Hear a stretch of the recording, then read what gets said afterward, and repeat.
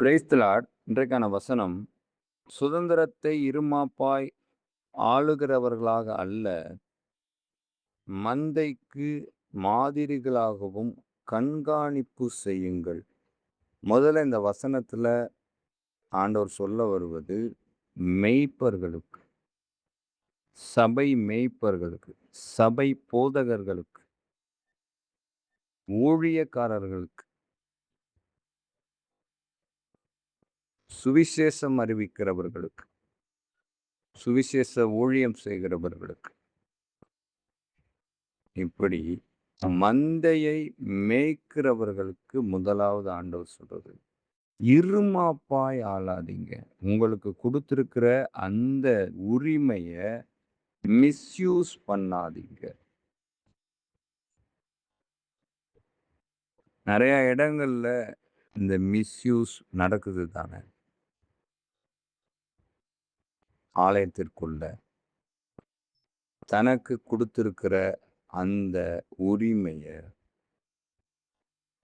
விசுவாசிகளை வைத்து, ஆடுகளை வைத்து, சபை மேய்ப்பர்கள் அதை மிஸ்யூஸ் பண்றாங்க. எப்படி மிஸ்யூஸ் பண்றாங்க?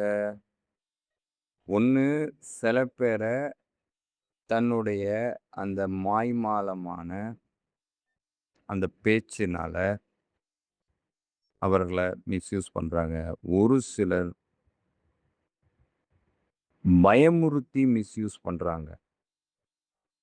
நீ தசமபாகம் கொடுக்கலன்னா அவ்வளோதான், ஆண்டவர் உன்னை சபிச்சிருவாரு, இல்லை நரகத்தில் போட்டுருவாரு, இல்லைன்னா நீ இப்படி தான் செய்யணும், இப்படி செஞ்சாதான் உண்டு, நீ செய்யலைன்னா அவ்வளோதான், உன் வாழ்க்கை சபிக்கப்பட்டு போயிடும், அதை பண்ணிடும், இதை பண்ணிடும்னு பயமுறுத்துறாங்க. பயமுறுத்தி அவர்களை ஒரு அடிமைகளாக மாற்றி இவர்கள் குளிர்காய்கிறவர்களாக இருப்பாங்க. அடுத்தபடியாக எப்படி இருப்பாங்கன்னா, ரொம்ப இல்லாததெல்லாம் சொல்லி, வேதத்தில் இல்லாத பொய்யெல்லாம் சொல்லி அவர்களை ஏமாற்றி அதன் மூலமா ஆளுகிறவர்களாகவும் இருப்பாங்க. மொத்தத்துல அவர்கள் பயனடையுங்கிறதற்காக மற்றவர்களை எதை செய்யவும் தயங்க மாட்டாங்க. அது அடிமையாக்குறதா இருந்தாலும் சரி, வேற எந்த காரியமா இருந்தாலும் அவங்க துணிவா செய்வாங்க. அப்படி ஒரு சபை மேய்ப்பர் இருக்கக்கூடாது. ஒரு மந்தை மேய்க்கிறவர் இருக்கக்கூடாது. ஆடுகளை சரியானபடி மேய்க்கணும். சரியானபடி அவர்களை போதிச்சு வழி நடத்தணும். விசுவாசிகளை சரியான பாதையில வழி நடத்தணும். உங்களுடைய சுய ஆதாயத்திற்காக அவர்களை அடிமைகளாக்காதீங்க. வெளிப்புற தோற்றத்துல ஆட்டுக்குட்டியை போல இருந்து உள்ள பச்சிக்கிற ஓநாய்களா இருக்காதீங்க அப்படின்னு ஆண்டவர் சொல்றார். ஏன் இன்னைக்கு இதை சொல்றாரு அப்படிங்கிறது எனக்கு தெரியாது. ஆனா நிறைய இடங்கள்ல இது நடக்குது. நம்ம கேள்விப்படுறோம், கண் கூட பார்க்குறோம். மக்களை அடிமைகளாக்கி வைத்திருக்கிறாங்க. சில பேர்லாம் வேதத்தை சரியானபடி வாசிச்சிருக்க மாட்டாங்க. அதுல உள்ள காரியங்களை அறிந்திருக்க மாட்டாங்க. அவங்களெல்லாம் இவங்க என்ன பண்ணி வச்சிருக்கிறாங்கன்னா, அடிமைகளாக்கி வச்சிருக்கிறாங்க. இருமாப்பாய் ஆண்டு கொண்டு இருக்கிறாங்க.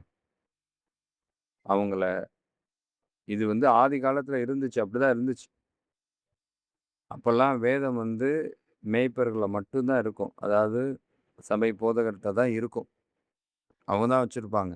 மற்றவங்க யார்கிட்டயுமே அது இருக்காது. அதனால அவங்க என்ன சொல்றாங்களோ அதுதான் உண்மைன்னு நம்பிட்டு போயிட்டு இருப்பாங்க.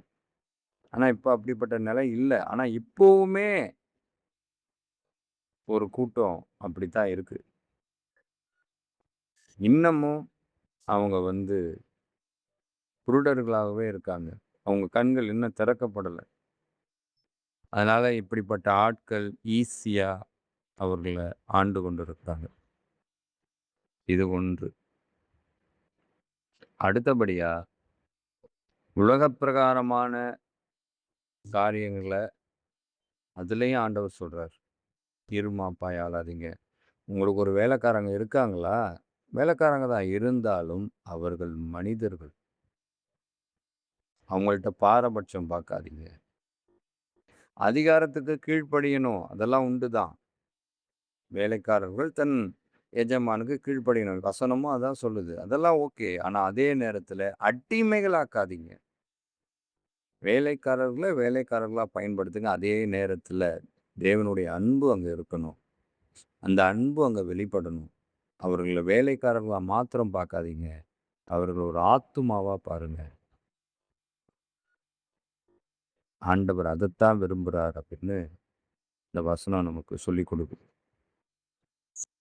வேலை செய்ற இடத்துல ஒரு உயர் பதவியில இருக்கலாம். அந்த பதவிய மிஸ்யூஸ் பண்ணக்கூடாது. நமக்கு ஆண்டவர் கிருபையா ஒரு நிரந்தர பணிய குடுத்திருக்கிறாரா, அந்த பணியில ஒழுக்கத்துடன் செயல்படணும். உண்மையா பணிபுரியணும். அத விட்டுட்டு அத மிஸ்யூஸ் பண்ணக்கூடாது. மற்றவர்கள் நமக்கு கீழ இருக்கிற அ வேலையாட்கள, அதிகாரிகள மிஸ்யூஸ் பண்ணக்கூடாது. இதெல்லாம் தான் ஆண்டவர் சொல்றார். நான் தலைமை பொறுப்புல இருக்கேன் அப்படின்னு சொல்றதுக்காக மற்றவர்கள மிஸ்யூஸ் பண்ணக்கூடாது. ஆசிரியர்களுக்கு தான் சொல்றேன். நம்ம நெறைய நியூஸ்லலாம் பார்க்குறோம். எவ்வளோ மிஸ்யூஸ் பண்றாங்க. டீச்சர்ஸ் தன்னுடைய ஸ்டூடண்ட்ஸ கை அமுக்க சொல்றது, கால் அமுக்க சொல்றது, இது மாரி பல விஷயங்கள செய்துட்ருக்காங்க. இது ஒவ்வொரு இடத்துலயும் நீங்க பாருங்க. இந்த மாரி காரியங்கள்லாம் செய்யாதீங்க. வேதம் சொல்றது ஒண்ணே ஒண்ணு தான்.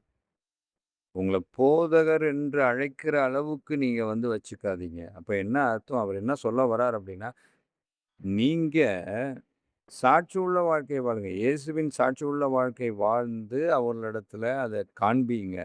அத விட்டுட்டு நீங்க தான் கடவுள்ன்ற மாரி காண்பிக்காதீங்க. நீங்க தான் எல்லான்ற மாரி காண்பிக்காதீங்க. நீங்க தான் பெரிய ஆளுன்றத காண்பிக்காதீங்க. உங்கள தவிர வேற யாருமே கிடையாது.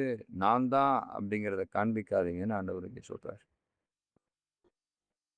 ஒருவேள நாம தெரிஞ்சோ, தெரியாமலோ இப்படிப்பட்ட விஷயத்துல ஈடுபட்டிருந்தா, இன்னைக்கே இத நம்ம விட்டுருவோம். யாரையும் அடக்கி ஆள நம்மளால முடியாது. கூடவும் கூடாது. அடக்கி ஆளவும் கூடாது. இத ஆண்டவர் ஒரு நாளும் ஏற்றுக்கொள்கிறது இல்ல. ஆண்டவர் அதுக்கு தான் உரிமைய குடுத்திருக்கிறார். சுதந்திரத்தை குடுத்திருக்கிறார். அந்த சுதந்திரத்த மிஸ்யூஸ் பண்ணாதீங்க. ஒவ்வொருத்தருக்குமான சுதந்திரம் இருக்கு. ஆனா, இத அப்படியே தப்பா புரிஞ்சுக்க கூடாது. அப்ப மற்ற வேலையாட்கள்லாம் அப்ப அவங்க தலைக்கு மேல பேசிட்டு இருப்பாங்க. அதையும் பார்த்துட்டு போணுமா? அப்படி ஆண்டவர் சொல்லல. அவர்களுக்கான அந்த உரிமைய கொடுத்து நடத்துங்க. சில இடங்கள்ல அடிமைகளாகி நடத்துறாங்கல்ல, அந்த மாதிரி செய்யக்கூடாதுன்னு சொல்றாரு. அதான் ரோமர் 13ஆம் அதிகாரத்தில நீங்க பார்த்தீங்கன்னாலே தெரியும். வசனத்திலேருந்து வாசிச்சு பார்த்தீங்கன்னாலே தெரியும். ஆண்டவர் கிளியர் கட்டா சொல்லியிருக்காரு. மேல் அதிகாரிகளுக்கு நீங்க கீழ்ப்படியணும் அப்படின்னு தான் சொல்றாரு. அதேபோல இன்னொரு இடங்கள்ல சொல்ற விஷயம் என்னன்னா, வேலைக்காரர்கள், வேலைக்காரிகள் யாரா இருந்தாலும் சரி எஜமானுக்கு கீழ்ப்படியணும். அதேபோல எஜமானும் வேலைக்காரர்கள நல்லபடியா பார்த்துக்கணும். அவங்களுக்கான தேவைகள சந்திக்கணும். இன்னும் சொல்லப்போனா, அவங்களுடைய சம்பளம் ஒரு நாள் நைட்டு கூட உங்க கையில இருக்கக்கூடாது. அன்னன்னைக்கு குடுத்துருக்கணும். இது என்ன புரிய வருது? சில பேர் வஞ்சித்து செயல்படுவாங்க. அவங்க நல்லா வேல பார்ப்பாங்க. அவங்களுக்கு முழு சம்பளம் குடுக்க மாட்டாங்க.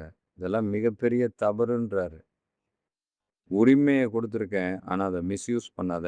இந்த உரிமைய நீ சரியானபடி பயன்படுத்தி ஆத்துமாக்கள ஆதாயம் பண்ண பாரு. அத விட்டு மிஸ் பண்ணாத. மிஸ்யூஸ் பண்ணாதன்னு ஆண்டவர் இங்கே சொல்கிறார். காதுள்ளவர்கள் கேட்க கடவர்கள். ஆமென்.